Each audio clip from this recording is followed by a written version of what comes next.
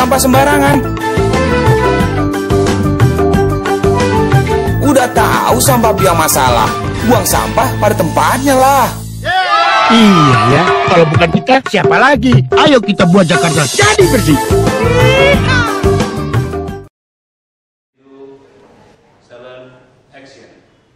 Ya, bukan wakil gubernur biasa dalam topik percakapan sekali ini, dan sudah bersama saya Wakil Gubernur DKI Jakarta Basuki Cahayapurnama yang biasa disapa dengan Ahok, dan juga pemimpin redaksi Berita 1 News Channel.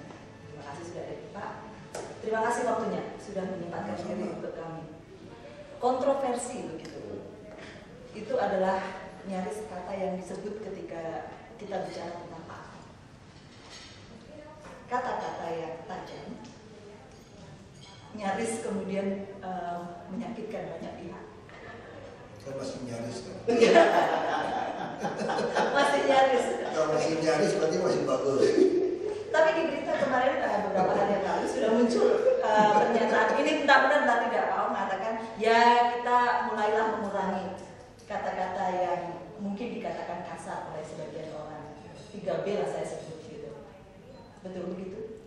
Ya kita bilang kalau memang itu yang dianggap orang tidak suka, ya kita kurangin aja. Tapi kadang-kadang memang orang itu memang layak dimaki begitu sih, kadang-kadang melakukannya begitu ya. Nah itu masalahnya di situ. Ini gaya komunikasi yang tidak biasa ya Bang Don ya? Iya, itu yang kita ini berkecimpung di dunia komunikasi Pak Ahok. Rasanya itu bukan komunikasi biasa. Yang menurut berbagai teori dan pakemnya itu mengatakan orang harus talk right. Kalau teori kan masih ayam oke. Itu betul, itu betul. Ya kalau selalu oke nggak oke gimana? Masa masih ikutin teori itu? Ya tidak, saya tidak maksud untuk ikutin teori. Tapi kemudian itu menjadi kekhasan, itu bisa komplimen dari orang, tapi juga bisa dapat kritik dari berbagai kalangan. Pak Ahok sendiri kalau dengar respon seperti apa ketika komunikasinya begitu? Ya kita suka bercanda begini. Mau jadi presiden saja nama gubernur DKI hanya 50% ke 1. Syaratnya kan? Ya, benar. Ya kalau yang positifnya masih di atas 50% per 1 berarti masih oke kan? Wong yang ini di atas 50%. Gitu. Kalau mau menjadi semua orang mesti selera semua orang ya nggak pernah. Tidak menyenangkan semua orang, tidak bisa kita senangkan semua orang, tapi juga kan tidak mungkin kita menyusahkan banyak orang juga atau membuat orang lain. Kita hitung yang susah berapa banyak. Kayak semua susah yang punya kepentingan pribadi biasanya dia susah. Belajar dia kurang ajar bertahun-tahun. Tapi kalau Pak Ahok katakan mengurangi kata-kata yang kemudian dibilang negatif gitu, apakah itu disadari bahwa kemudian tidak terlalu bermanfaat atau bagaimana? Saya sih pikir gini ya oke lah kata-kata bajingan atau yang kampret. Beberapa orang nggak suka kan. Ya kita kurangin lah. Kalau masih ingat, kalau ingat juga sempurna. Itu bukan cermin bahwa memang DKI harus dihadapi dengan temperamen seperti itu. Bukan soal temperamen, sebenarnya DKI ini persoalan DKI itu jauh lebih mudah daripada daerah lain. Kenapa? Karena kajian persoalan lengkap, kajian solusi lengkap. Kalau kita ketemu semua 10 orang diskusi di DKI, rata-rata 8 orang itu di atas saya.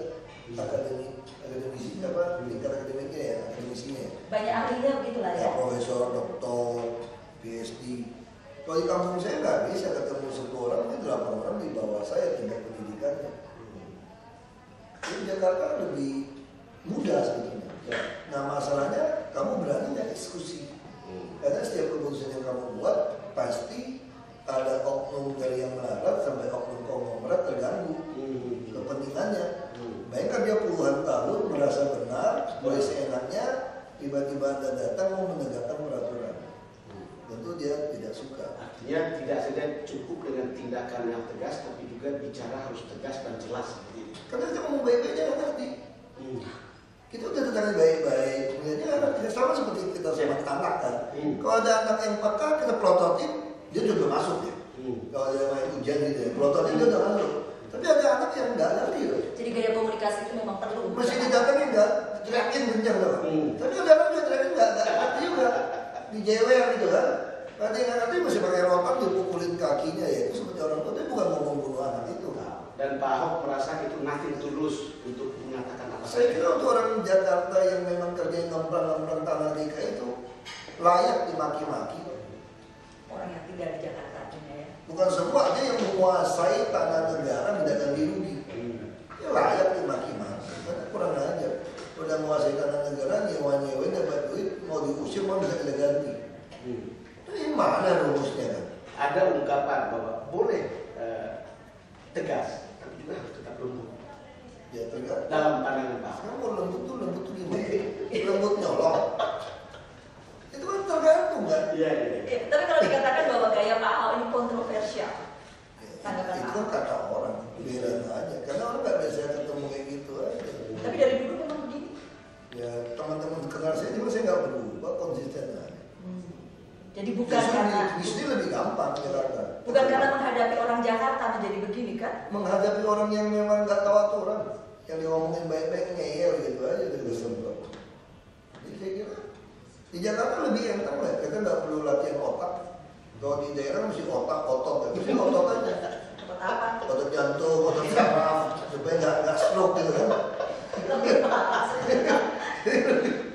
Salah, lebih tidak parah. Kalau belajar ilmu susah, belum tentu masuk ke otak. Tapi kalau otot kamu ngangkat besi terus masih kebentuk otot, lebih mudah otot. Tetapi kemudian kalau yang dihadapi ya banyak orang yang kemudian kita bilang ngeyel gitu lah, betul begitu ya, agak kurang ajar, agak ngeyel, sesuka sendiri, menentang peraturan, harus dihadapi dengan orang yang sangat berani, begitu kan? Sudah bukan soal berani nggak berani ya saya bilang. Jadi saya suka cerita ini ibarat naik kapal laut, penumpang ada nenek kecebur ke laut kan, nggak ada yang mau nolong. Lalu ada satu anak muda terjun menolong dia. Begitu naik ke atas semua bilang anak muda ini berani tuh, kalau ombak besar kok terjun. Sampai gede anak muda tanya siapa yang jorokin gua? Jadi sebenarnya ini sama. ya, Jadi yang terjadi kami tiba-tiba udah didorong orang Jakarta jadi gubernur wakil gubernur kan? Jadi udah sekarang berenang aja, bukan mau nolong orang, udah kecebur di mana? Masa mau kabur? Ini kalau lihat cara berkomunikasi begini, saya kalau jadi anak buah Pak Ahok itu ketar-ketir juga. Apakah Pak Ahok akan bersuara keras atau apa hari ini? Enggak juga. Nggak juga. Sehat-sehat aja. Enggak ada yang kena stroke tuh. Baik-baik aja kan tuh ini ketawa. Iya, karena begitu menjabat, kemudian yang pertama kali muncul adalah bagaimana rapat itu muncul di YouTube, gitu kan? Ya, kita akan jalankan. Sekarang nggak perlu begitu, kita lebih sistem. Saya tinggal lock, saya kunci semua anggaran. Kalau dulu marah-marah dikibulin, yang begitu dia balik kita ketik lagi sendiri. Kalau sekarang saya ada sistem, saya Jadi lock. nggak mempan ya itu ngupload di YouTube gitu? Orang kadang-kadang orang memang itu cuek aja. Dia itu bisa ngibulin aja. Kan kita juga mesti pintar. Ada 3 kata yang kita catat ya, atau media catat dari Pak Ahok. Ada kata bajingan ke anak-anak yang pajak Petrobini. Terus Anda bilang itu bukan anak-anak tapi calon bajingan. Lalu kemudian ada kata bego. Ketika orang datang ke dukun, para politisi, calon politisi datang ke dukun untuk cari suara. Lalu kemudian itu bego itu.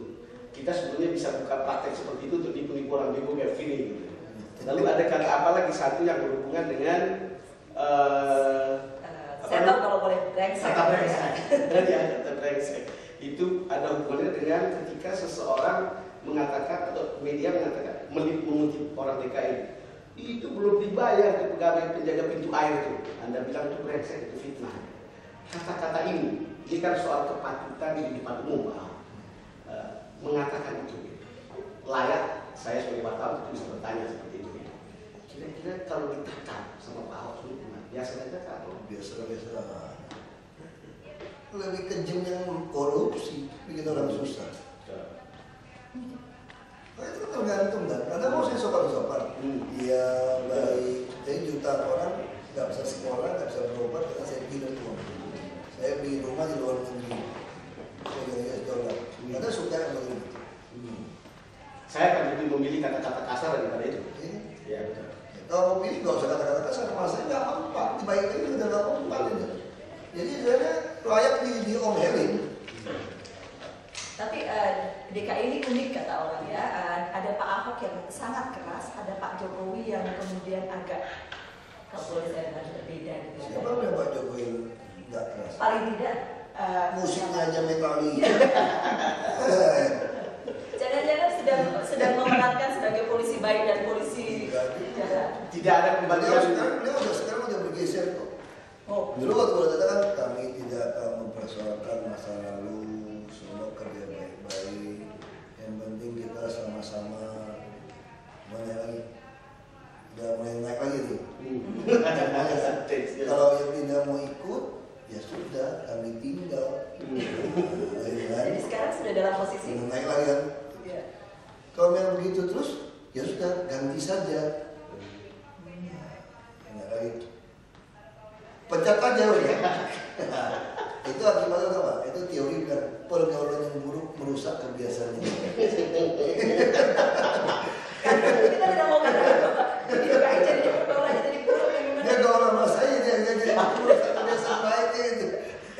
Tapi senang tahu karena melihat seorang pemimpin yang berkomunikasi apa adanya tanpa embel-embel atau handicap untuk pencitraan, untuk sopan. Kreatif Pak. Baik. Kreatif. Ngomong dulu baru mikir. Saya aja nggak tahu saya mau ngomong apa. Ini kreatif kan. Apalagi orang nggak bisa niru kan. Saya aja nggak bisa niru. Udah ngomong Begitu yang kedua sudah beda lagi. kreatif kan. Nggak bisa duluan juga. Ya, makanya kalau kita ada buat selling job. Ah. Niru tuh.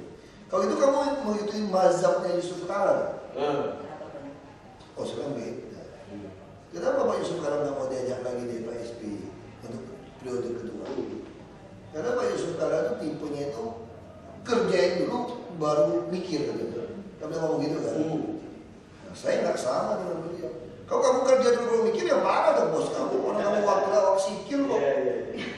Ya, awak sikil itu nggak ada kepala gitu kan? Nggak ada jalan kan? Kata wakil gubernur bukan. Nah saya kenapa Pak Jokowi tidak marah sama saya? Saya kan bukan kerjain dulu baru mikir. Saya kan baru ngomong dulu baru mikir kan. Kalau ngomong salah bos masih sempat tegur. Kalau Pak Yusuf Kala nggak sempat tegur lagi dia udah lakuin. Nah itu beda gitu. Macamnya beda. Ya kan kalau saya kan salah ngomong, bos pasti ngomong salah ngomong nih, belum dilakuin. Kalau Pak Yusuf Kala kan lakuin dulu baru mikir kan ya salah tadi. Kadang-kadang kan kita perlu melihat diri sendiri ya. Setelah berjalan pada satu malam atau setelah kita sampai di rumah, kita mikirkan lagi apa yang kita sudah buat hari ini. Apa yang Anda pikirkan tentang apa yang sudah Anda buat pada satu hari misalnya? Gitu. Nah, Saya nggak pikir gitu aja. Di sini gampang semua. Saya kamu siap mati aja. Itu saya selalu berpikir. Nah, saya bilang sama istri saya kalau saya bisa mati dalam tugas ini, kamu tulis aja situ mati adalah keuntungan. Nggak perlu pakai 3 bahasa. mati adalah keuntungan dan 3 bahasa apa saja? Ya, bahasa Indonesia, Mandarin, Inggris, itu tulis-tulis dan bisa lihat kan masih ada kuburnya. Kalau tanam mimpi itu kan satu situs wisata baru. Mati adalah keuntungan, kemudian 3 bahasa itu. Iya. Mengingatkan saya pada Gus Dur dulu. Iya. Saya bilang kalau saya mati tulislah di batu nisan saya. Di sini beristirahat seorang humanis sejati. Lalu kemudian beliau bilang mati adalah keuntungan. Tapi mati untuk apa? Untuk orang kebetulan orang banyak. Kalau kita bicara jujur, di Jakarta ini nggak ada yang persoalan lagi kok.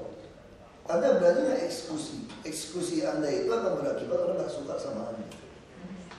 Untuk orang yang terganggu kepentingannya. Itu aja, cuma butuh nyali.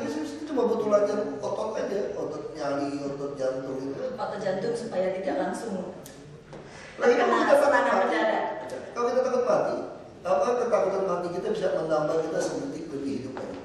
Nah, Dari mana keberanian itu didapat? Dari bukan suatu keberanian.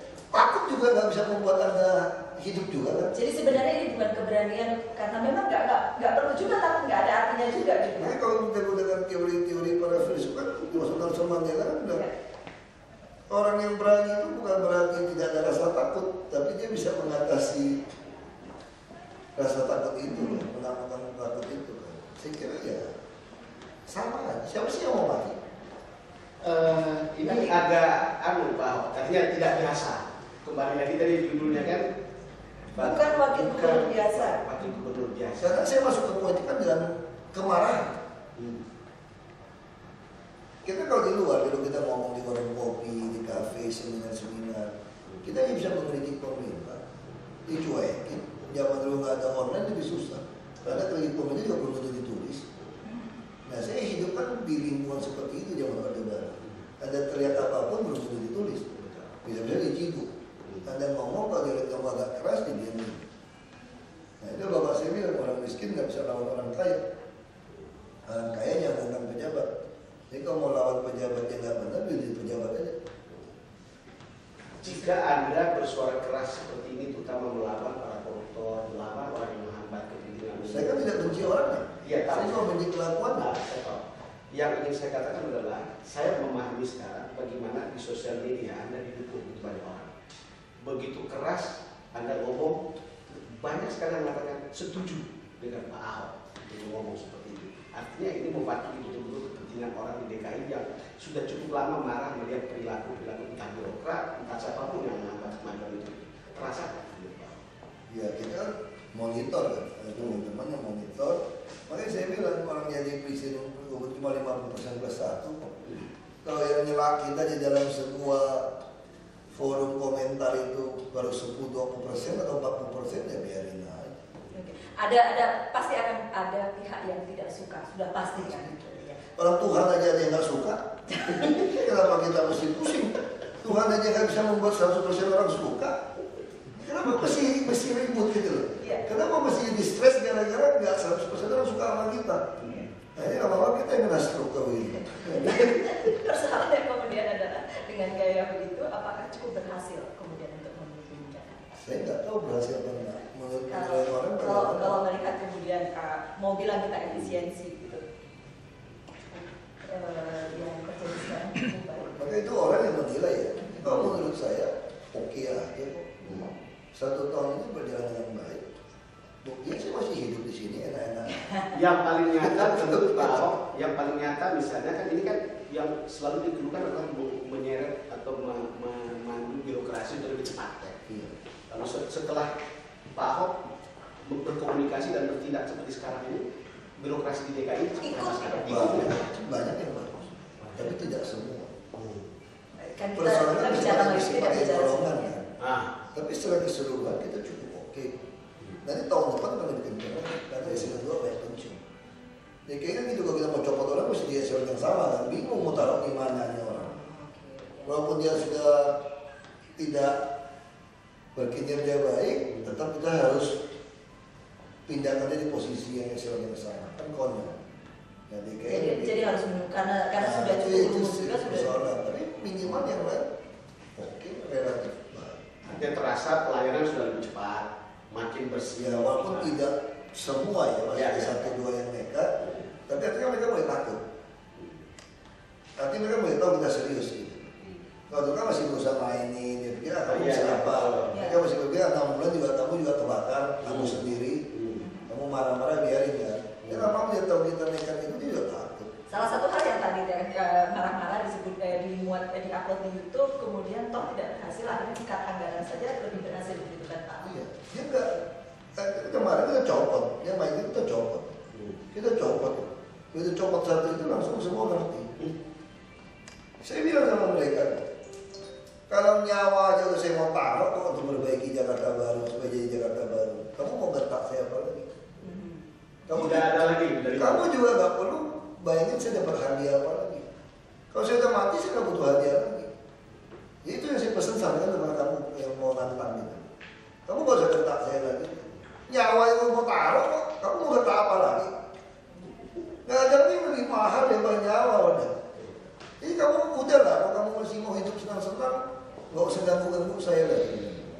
Iya itu soal Jakarta, tapi saya banyak orang juga mengatakan bahwa tidak, ini memang kenyataannya Jakarta tidak bisa hidup sendirian tanpa daerah penyangga di sekitarnya. Pasti. Mereka kan berpikir lebih mudah untuk menyelesaikan mereka itu jadi presiden pindah Merdeka Utara. Dia tunggu-tunggu undang-undang megapolitan segala macam. Iya. Bikin partai nggak mungkin kuasai 50% plus 1 di DPR. Nggak mungkin. Iya. Presiden Indonesia itu lebih hebat daripada presiden Amerika. Kenapa? Karena di Amerika senator DPR bisa membuat undang-undang RUU. Kita nggak bisa. Revisi undang-undang atau undang-undang baru itu harus pemerintah dan DPR. Jadi itu satu presiden melawan 560 orang. Dan presiden punya hak untuk mengeluarkan perpu. Ya persoalannya kan sekarang masih di Jakarta, bukan di Medan Merdeka. Kalau kita nggak salah itu cuma himbau aja, kita himbau. Kita juga nggak mau terlalu ribut. Tapi soal mereka bantu. Kita ngomong baik-baik saja. Ya, itu kembali ke bargaining pemerintah DKI terhadap pemerintah pusat. Itu kan sebelum-sebelumnya seperti dua hal yang terpisah. Sekarang itu bukan bargaining. apa? Ini soal ada kerendahan hati saja gitu. Misalnya contoh, saya begitu tahu terpilih sama Pak Jokowi langsung tugaskan saya, kemana kami lakukan sowan salah satunya? Kami ke Dirut Kereta Api, Pak Jonan. Langsung saya sampaikan kepada beliau, kami Pemprov butuh kereta api. Langsung dia berubah, lagi itu dong, saya belum pernah dengar nih. Pejabat di DKI ngomong kalimat itu katanya. Pak Jonan masih hidup, bisa tanya sama beliau, DKI kan. Terus apa yang harus kita bantu? Persimpangan, sebidang, tidak sebidang, ada bereskan. Mana datanya? Saya kerjain. Coba waktu itu mesti X-1. Selalu mesti 1 tahun mundur. Mesti detail loh. Dia bayangin, dia selama ini puluhan tahun kok nggak pernah bikin detail gitu loh, desainnya. Saya kenapa tidak mau rancang bangun saja? Nggak ada peraturannya Pak. Saya langsung kontak Pak Kuntoro, UKP 4. Minta bantu beliau panggil RKPP mengeluarkanlah dokumen pertama untuk provinsi. Kalau untuk kementerian sudah punya daerah rancang bangun. DKI jadi provinsi pertama yang ada dokumen untuk tender rancang bangun. Bukan yang PU, termasuk RSU Dekoja tadi Pak Gubernur juga baru groundbreaking di sana. Nah begitu udah dapat, pemerintah pusat nanti mau bikin elevated. Itu nggak mungkin kita bikin untuk tabrakan. Kita tarik. Nah udah lanjut, ya sudah. Nah ada kejadian ini baru ribut. Sebetulnya kami sudah melakukan sebelum kami masuk, kami sudah sadar kenapa penting kita mendesak kereta api mengangkut 1,2 juta orang per hari. Kita paksa dia headway tiap 1 menit kereta api lewat. Kalau kamu nggak bikin dia elevated atau underpass, macet nggak kira-kira? Kalau orang nunggu tiap 1 menit, kamu berani lewat tiap 1 menit, kamu nggak berani lewat. Kalau tiap 1 menit itu tabrakan tidak cuma 1-2 kali bisa. Itu mengerikan Pak. Saya tidak berani masuk dalam jalur kereta api kalau tiap 1 menit. Menakutkan. Itu menakutkan. Jadi kalau anda nggak memaksakan itu nggak bisa ngangkut 1,2 juta. Kalau X-1 berarti baru mungkin tahun depan. Tahun depan baru mulai. Nah, itu soal kereta api. Udah keburu kejadian ini. Yang lain apa lagi yang Anda datangi? Bus angkutan. Kita juga bicara sama tetangga itu, kita juga hibah mereka, bongkar villa, termasuk uang kita kasih, termasuk yang bus, ya? termasuk mall, kita datangin mall yang ada di Bekasi, mau nggak ada jadi park and ride di situ. Kita juga datangin kepolisian, pengadilan negeri, supaya bisa denda lebih maksimum. Datang ke jaksa. Ada soal lalu lintas kemacetan, satu hal itu yang kemudian orang bilang susah diselesaikan di Jakarta. Memang susah, tapi itu jadi menarik. Kalau kami bisa selesaikan, jadi top kan. Kalau susah itu baru menarik. Kalau nggak susah, nggak usah. Tapi ternyata karena belum juga dikerjakan dari dulu untuk berkomunikasi dengan pihak yang terkait di dalam sini. Nanti kita mau bikin, itu saya bicara sama Menko. Gimana kalau tol itu didedikasikan 1 jalur untuk bus. Karena kan jalan sudah tambah jalan berapapun nggak berapa. Sekarang kita mau pindahkan Soekarno Hatta Bandara ke Halim. Orang gimana belum ada monorail, belum ada apa-apa. Yang paling cepat ya bus. Nah, orang mau naik bus, kalau dia dari rumah di Bogor langsung di drop di mall, mulai pakai jalur tol cepat. Kalau naik bus macet, saya lebih baik macet di mobil saya kan. Jadi kalau ada dari Bogor ada bus yang boleh pakai jalur khusus sampai Jakarta boleh pakai busway, lalu dia langsung di drop di mall. Kalau di mall dia langsung bisa jalan kaki kerja, kami sediakan bus gratis tingkat untuk putar-putar seluruh komplek gitu. Orang akan pindah ke bus. Itu yang akan dilakukan nanti 10 Januari kan itu ya untuk penggunaan bandara kali itu. Ya, dan itu kan soal bus untuk Menhub, putusannya di tol. Tapi buat kami akan lakukan bus gratis, bus tidak gratis. Jadi nanti dari Blok M sampai ke Monas itu ada bus tidak gratis. Jalur lambat, kalau Transjakarta kan gratis, orang naik tangga kan malas. Kalau ada kantor keluar langsung naik. Terus dari Monas ke Kota Tua. Kita akan bikin seperti itu. Saya lihat bahwa jalan Pak Ahok sama Pak Jokowi untuk mendekati pemerintah pusat itu di-endorse sama mereka. Bahkan terkesan ada juga numpang politik di situ. Nah, saya nggak tahu. Ya. Yang penting pusat baik-baik. Yang saya sama Pak Kuntoro kan baik. Dari dulu kenal Bapak dia saya. Jadi mana? Diriannya Pak Kuntoro, Pak Mangindan juga itu nama di DPR. Jadi kita hampir semua kenal saya di DPR cukup. Pak dengan pemerintah pusat oke, dengan daerah-daerah penyangga, kepala daerah. Ada nggak 1-2 oknum yang saya bilang Depok daripada 2 daripada kami, jangan campurin urusan kami dan saya bilang kalau air hujan kamu naik ke langit, ya kamu nggak campurin. Masalah air hujan lu lewat rumahnya saya gitu loh. Iya kan, gimana mau campurin? Tapi sudah pernah bicara langsung belum dengan wali kota Depok? Pernah ketemu desa itu Pak Gubernur, tugas Pak Gubernur ketemu Gubernur. Karena kan keras sekali gitu loh, daripada jual aku kami jangan campurin. Ada uang untuk beli tanahnya kan untuk bikin. Ada duitnya banyak. Gitu. Ya itu yang saya ingin mau tanya, karena pernah waktu sebelum jadi gubernur Pak Jokowi itu terlibat di studio kita, dia bilang tidak mudah, tidak sulit untuk bangun DKI. Uang ada, orang ada, yang penting kemauan dan orang mau bersih. Sama berani mati aja. Kita tidak ada kepentingan, kamu boleh cari salah saya. Dan uang banyak, kita masuk 49 triliun. Sekarang sudah hampir 70 triliun. Tapi satu hal kalau kemudian seperti masalah di Depok ini ya, ketika tidak mudah juga untuk kemudian oke, kita beli tanah di Depok untuk dibangun tampungan air gitu. Lalu bagaimana? Ya sudah, kalau dia nggak mau kita normalisasi sungai. Tetapi akhirnya kita terima Masih banyak cara. Persoalan banjir di DKI kan yang orang mereka tinggal di daerah aliran sungai juga kan. Dan ini juga bayangin sungai itu gimana mau dinormalisasi. Jalan inspeksinya saja 7,5 meter itu 4 jalur mobil kan. Itu dudukin semua rumah-rumah liar. Nah itu contoh yang pakin kita bongkar. Padahal kalau itu dinormalisasikan, jalan inspeksinya dibuat kembali, bukan hanya mendapatkan jalan untuk menormalisasi sungai, tapi Anda mendapatkan jalan alternatif. Coba saya katakan, ini kan lagi uji coba nih, yang Raden Saleh ini, perapatan, yang Ciliwung. Kita kan hajar terus nih di rumah-rumah kumuh. Nanti ada jalur alternatif, itu bisa terurai. Ini prinsip proyek macet kan banyak jalur alternatif. Alternatif itu di mana? Ya di sungai. Jadi antara menormalisasi sungai itu banjir sama jalan itu satu set sebetulnya. Ada yang berubah, Pak Ahok. Tidak-tidaknya secara sederhana kalau kita lebar di jalan ini, sekarang kan trotoar sudah lebar. Ya. Trotoar sudah lebar. Saya membandingkan berjalan sebelum ada trotoar dan sekarang. Itu luar biasa perubahan.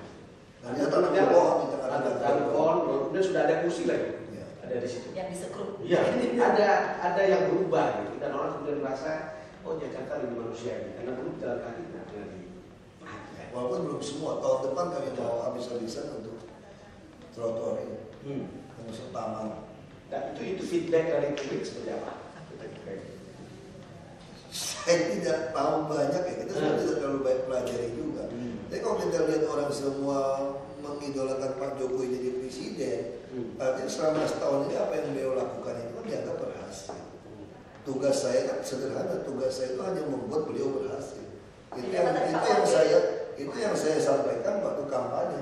Coba lihat rekaman kampanye saya. Kalau tidak salah tugas saya apa? Sekarang tugas saya sederhana, membuat Pak Jokowi berhasil jadi gubernur DKI.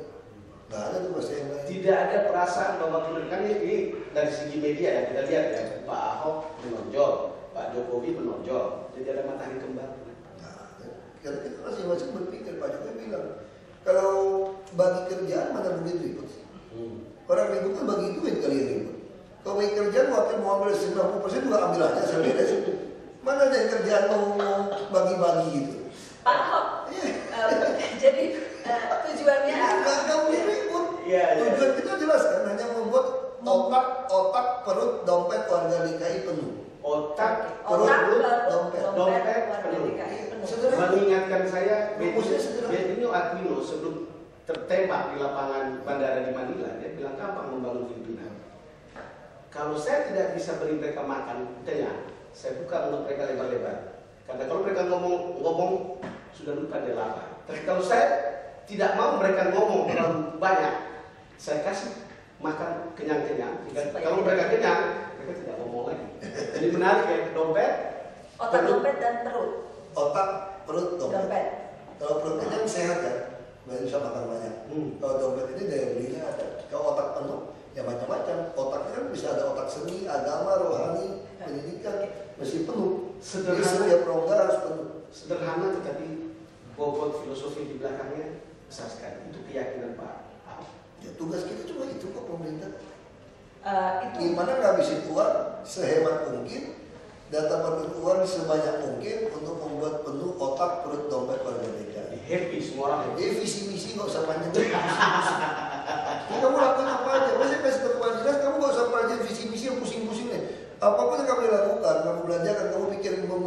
otak, perut dan dompet warga DKI. Saya membayangkan otak, perut, dompet warga DKI penuh. Ya, seperti apa itu ukurannya dompet? Ukurannya gampang, ada ukurannya. Oke. Kita ada indeks pembangunan manusia, Oke. Human Development Index. Betul. Kalau otak, kemampuan kamu belajar, kan dihitung berapa Betul. lama. Perut, kesehatan dari umur, peluang kamu hidup.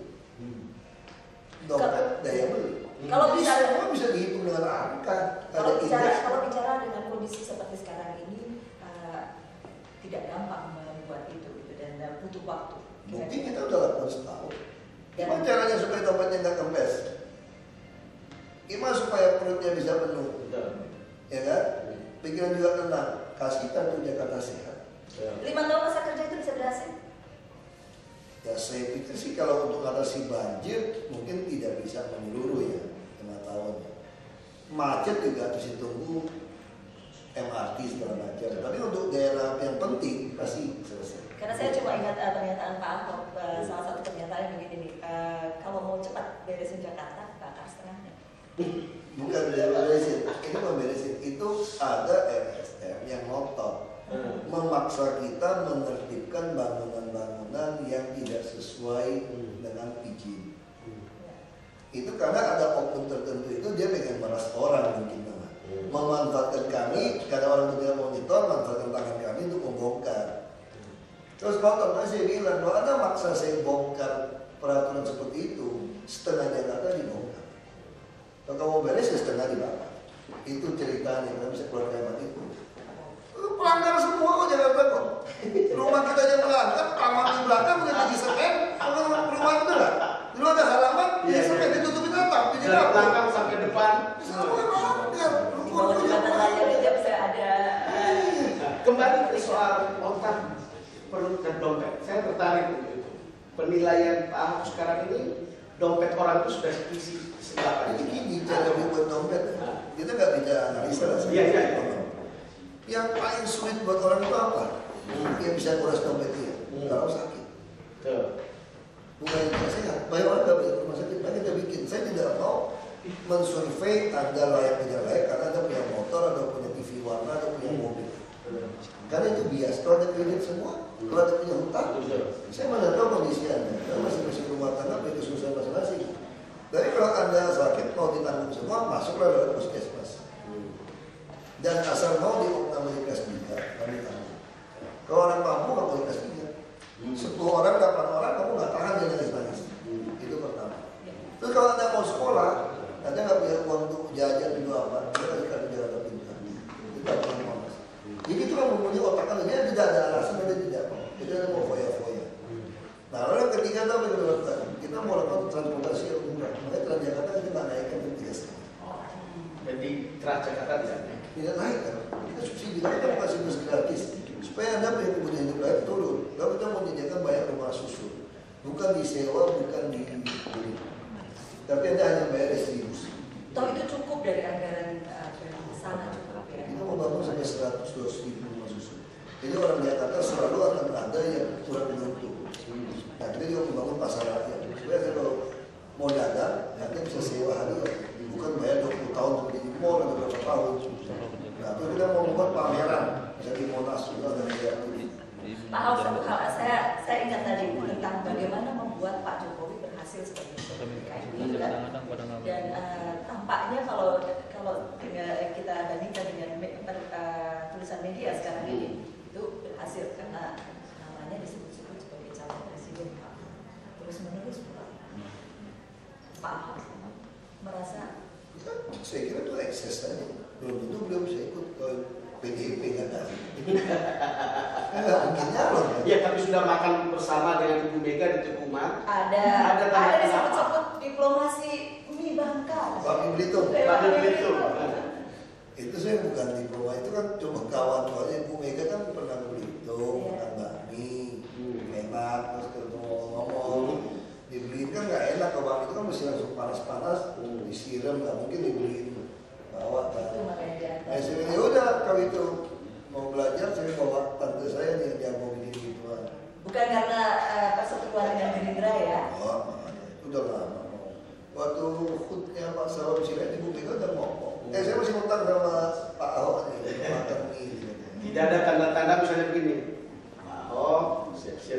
gubernur, Jokowi jadi calon presiden, nggak ada sama sekali. Kenapa nggak gosip Pak Ahok siap-siap jadi presiden? Dari Gerindra kan? Kan dari PDIP.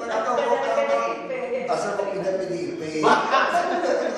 Kenapa gosipnya nggak mau yang lebih seru kan? Kenapa sih aku nggak mau jadi calon presiden, Pak Jokowi melulu? Saya bilang, bikin kacau aja. Gosipnya yang bagus dikit. Kalau pakai tanda jangan lompat lah satu-satu. Jadi gubernur dulu gitu. Kadang-kadang di vlog itu perlu. Zaman ini tuh jangan ikutin jejak orang dulu. Jadi lompatan kodok. Perlu. Rasanya mungkin begini, nanti Pak Jokowi tahun 2014, setelah itu tahun 2019 ikutlah Pak Ahok karena harus dari DKI dulu. Kita nggak mau. Nggak pernah pikir ya. Ketawa ya banyak. Aku tuh stand up comedy ini sama. Persiapan kau pensiun kan? Rumah Pak apa kok sudah bicara pensiun Pak? Kita kan nggak tahu jabatan politik itu nggak jelas. Ya, ada sebetulnya tidak tergantung pada jabatan politik apapun. Ya, cuma kan di sini enak bisa marah-marahin orang. Bisa nolong orang nggak pakai duit kita, bisa marahin orang nolong orang gitu kan enak gitu. Itu sudah sangat menolong supaya duit untuk nolong orang tidak dimakan oleh orang tidak bertanggung jawab. Nggak susah kok dia punya betul.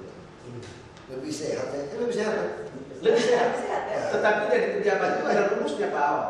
Kalau bisa dipersulit, kenapa dipermudah? Kan itu dulu kan Itu birokrasi zaman dulu ya. Gitu. Itu pejabat kolonel aja. Nggak tahu sumpah jabatannya kan. Waktu sumpah terhormat betul dia sebut itu. Oke, saya kira apa beda saya sama pengusaha? Nah, Jadi pengusaha nggak ada sumpah jabatan.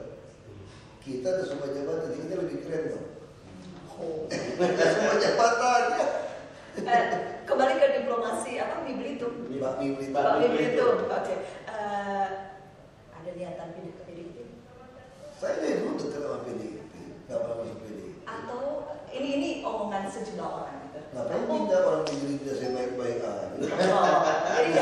Jadi gak ribut kayak Justru di Gerindra itu ada kemungkinan jadi ketua umum loh. Oh, ini dia. jadi ketua umum harus bersaing dengan Pak Prabowo. Enggak, Pak Prabowo nggak pernah jadi ketua umum, hanya ketua dewan pembina. Oh iya. Gerindra ini profesional nih, kayak perusahaan terbuka, keluarga yang dikasih ke profesional walaupun belum terbuka ya. Nah. Kalau Golkar kan udah TBK. Karena ada beberapa ya Pak Ahok ketika kemarin di media muncul keributan dengan Ini air minum asli ya? Air minum asli. rasanya boleh diminum ya. Kira cuma pura-pura doang air minum. Bukan aksesoris. Iya, saya jadi lupa kan. Itu teknik mengelabui. Iya. Ada satu hal tentang keributan dengan Gerindra kemarin. Enggak Tidak pernah ada, itu. benar. Itu cuma kasus waktu perlu itu menceritakan kembali.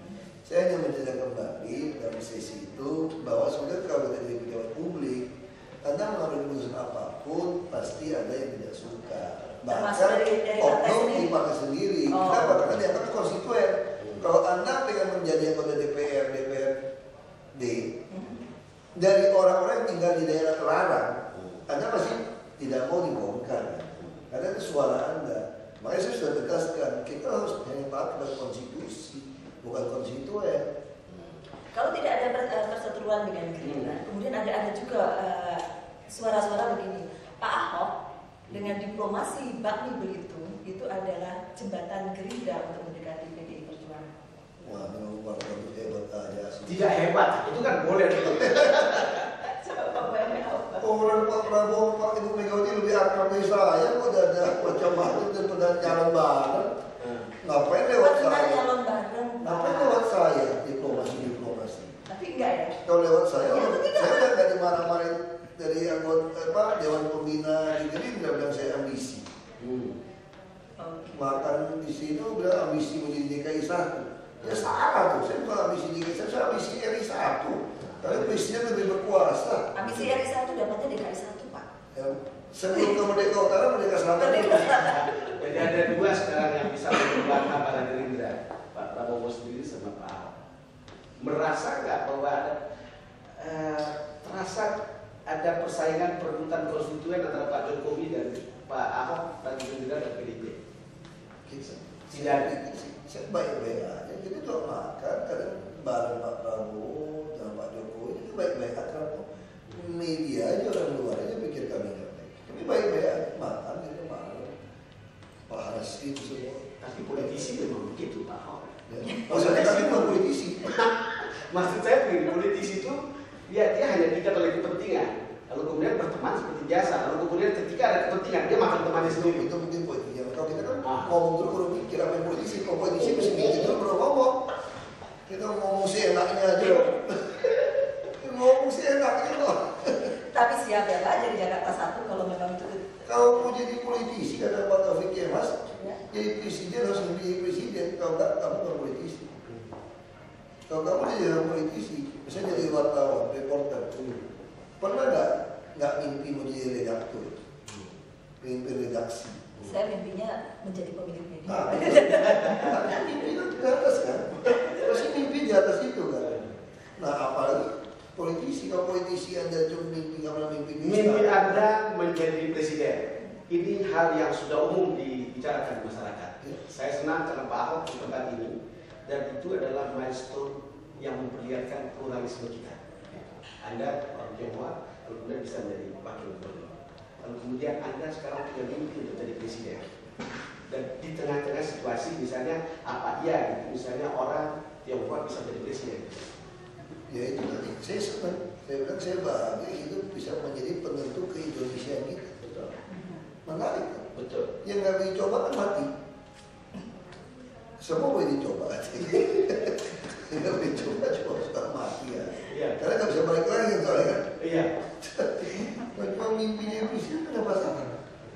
Minimal mimpi kita kalau kita jadi presiden seperti apa, itu kan jadi suatu masukan untuk orang yang itu jadi presiden. Jadi dia tahu dong kalau Ahok jadi presiden apa yang akan dilakukan dia. Jadi orang jadi presiden bisa ikut kan. Tapi sebelum jadi presiden benahi Jakarta dulu gitu kan Pak Ahok ya? Terserah, tergantung juga.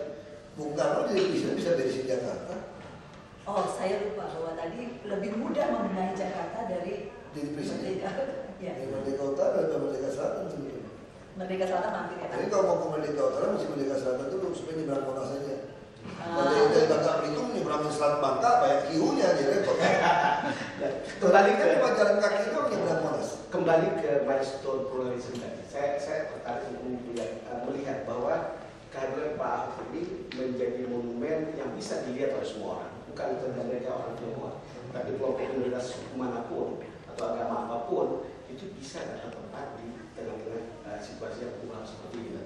Mungkin bukan mayoritas. Itu yang saya katakan. Kenapa saya tertarik ke DKI ada beberapa hal. Nanti saya kenapa nggak mau pulang ke Bangka Belitung? Saya kan Bangka Belitung udah terlambat karena 2015 harus memasuki AFTA, Komunitas Asia Tenggara. Kalau 2007 kalian tidak mencurangi saya jadi gubernur Bangka Belitung, saya punya waktu 8 tahun menyiapkan ini untuk pertempuran AFTA. Makanya 2008 saya berusaha mencalonkan diri ke Sumut. Saya pikir kalau 7 tahun, front terdepan pertempuran AFTA itu adalah di Sumut. Kita bisa pindahkan barang dari Selat Malaka ke Samudra India itu hitungan jam dengan kereta api. Dan dari dataran rendah sampai tinggi ada di Sumut. Di front terdepan ada penyelenggaraan Asia Tenggara di Sumut. Dan kan saya tidak bisa dicalonkan di sana. Nah kalau tinggal 3 tahun 2012, saya tidak sanggup pulang ke Bangka. Karena 3 tahun dia nggak punya infrastruktur. Kalau tinggal 3 tahun satu-satu tempat dari Jakarta. Makanya saya target saya Jakarta. Jadi kalau KTP kan, Iya. ya, kumpul kan. Nah itu alasan pertama. Terus alasan kedua, apa yang saya lakukan, pemikiran-pemikiran saya. Kalau saya di daerah tidak ada yang tertarik. Kalau di sini kan saya jadi sebuah showcase. Sebuah showcase untuk mempertontonkan bahwa stigma bahwa tidak ada pejabat yang mau melayani, tidak ada pejabat yang jujur, bahkan ada pejabat yang nekat pasang nyawa buat rakyat supaya bisa dapat keadilan sosial, itu salah. Saya buktikan, saya Dan itu lakukan. terbukti ya. Nah itu kita lakukan. Nah di Jakarta kan, Ya, itu memang Itu menarik menarik. karena panggungnya besar, betul dan media sorotan media itu 80%. exposure-nya besar. Iya. Nah, kembali ke soal tadi itu, karena kemudian kalau dilihat ya, Anda kemudian termasuk orang yang tegas tentang rumah susah, kemudian dipersoalkan oleh orang-orang di sekitar. Di belakang itu sebenarnya apa? Bukan didirikan seperti apa? Nah. Ya kita tentu negara ini didirikan bukan melihat suku agama ras Anda, kinerja Anda. Kenapa tiba-tiba Anda merasa hanya suku tertentu, agama tertentu yang bisa memimpin republik ini? Artinya sudah saatnya masyarakat menerima bagaimana kinerja. Dan saya suka pada kasus itu. Hal yang 5 tahun lalu atau bahkan 4 tahun lalu susah dibicarakan orang. Ya, artinya menarik. Yang lurus susah juga orang yang berani. Ya, ini menarik. Terima kasih kalau begitu Pak Ahok sudah menjadi orang untuk kami. Sama-sama. Ya, terima kasih. Ya. Minum dulu air putih latte. Silakan. Ini lebih sehat. White. Jadi nggak jadi.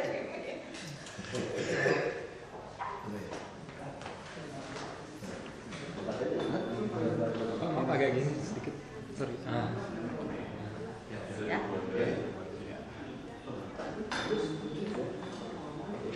Oke. Standby. Zero. Oke. Rolling. Action. Kepada seluruh pemirsa Berita Satu, saya ucapkan selamat Natal Tahun Baru. Semoga tahun yang baru ini membawa perubahan besar menuju Jakarta Baru. Dan tentu saja tetap setia pada Berita Satu. Terima kasih. Terima kasih.